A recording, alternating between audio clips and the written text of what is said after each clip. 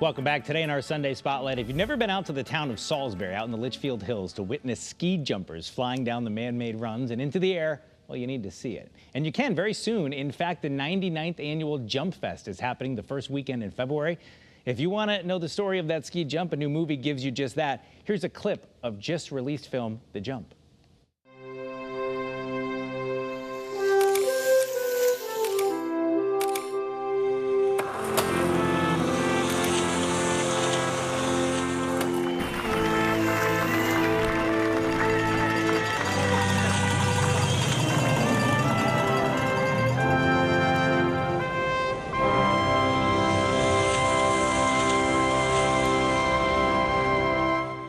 A very majestic score. I feel like I should be going down the ski jump. Rich Hanley is the creator of that film. He joins me in Studio A. Rich, welcome. Thank you for being with us. Thank you for having me. Appreciate it. So you said this is your 14th film.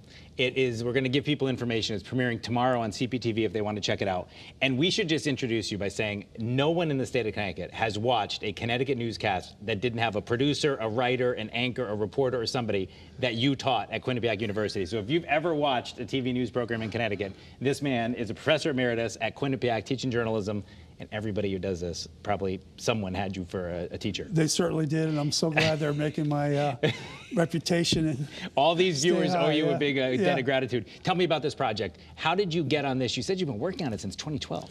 Yeah, I saw an article about the jump and about how they saved it. The town of Salisbury and the people, businesses, were faced with a decision.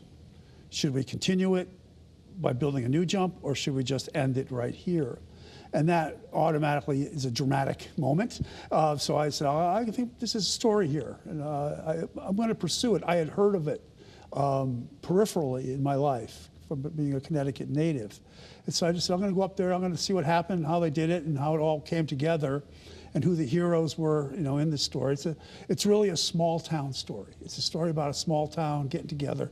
So it has a universal appeal beyond Connecticut, and it was made really to have that universality component in the forefront.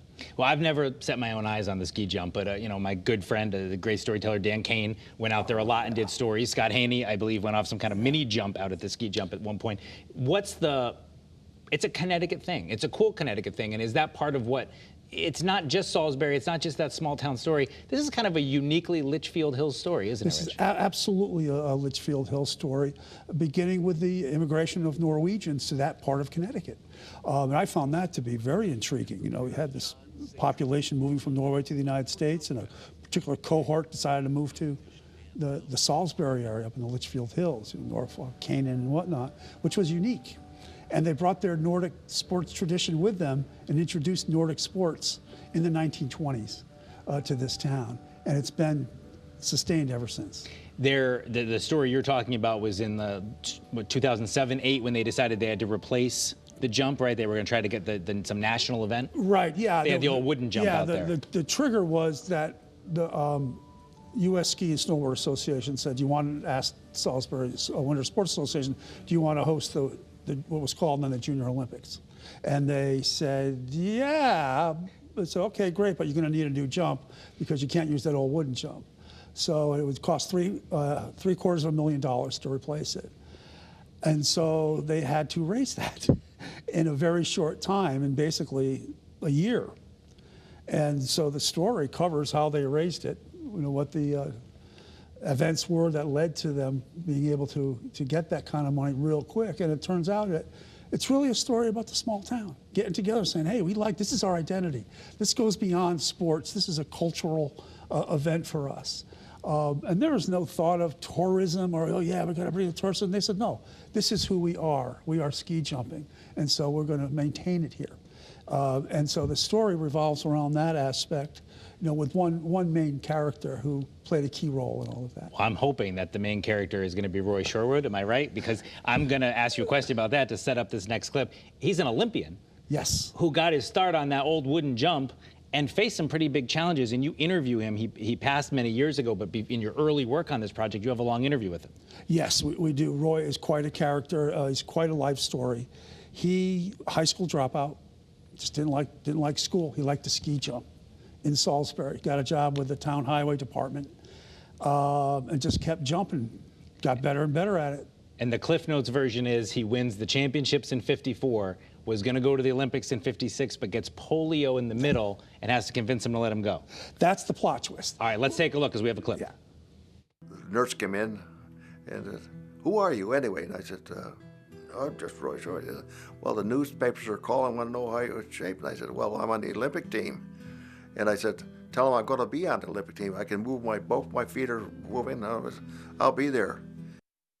I can move both my feet, I'll be there. That's pretty good. He is a character. He is, yeah, he's a very determined athlete. And to be in the Olympics in 56, the Winter Olympics were held in Cortina, Italy. We have beautiful footage in the documentary of that town and of the event itself. But there's a subplot twist that happens there as well. When he takes a practice jump and gets hurt. So then they say, oh, I don't know if you can jump, Roy. And Roy said, oh, I'm jumping. And they figured out how to let him test his injured leg, and he ends up jumping in the Winter Olympics, and that's quite an honor to be an Olympian. You're known forever as an Olympian once you get that designation, and so it's always. And they still, in preparation for this, I was on the Salisbury Winter Sports website. They still trumpet the fact that one of their guys, one of their hometown guys from the highway department, made it all the way to the Olympics off that. Only about 30 seconds left. Who do you hope watches this? Who is this aimed towards, this movie? I hope anyone who has a heart, who has the kind of heart and feel for what it's like to overcome odds, and who has the capacity of empathy, and who understands that, you know, a good story is a good story. And you don't have to like ski jumping to watch this story. You don't have to like winter sports. You don't have to like sports at all. But you got to like people fighting against the odds to win. Well, you see that? That's a journalism professor right there. A good story is a good story. He's been teaching that to people at Quinnipiac for years and years and years. Hopefully people will take your word for it and check out the documentary. Rich, we appreciate you being with us, and we can't wait to watch it. Thanks, Eric. Appreciate it. Now, if you'd like to take a look at it, you can watch The Jump. It's on CPTV tomorrow night at 10 p.m., again on Saturday at 7 p.m. It does air other days and times. As they say, check your local listings. That is CT25 for this week. CBS Sunday Morning is coming up next. Have a great rest of your weekend. We will, of course, meet you back here in Studio A next Sunday morning. Perfect.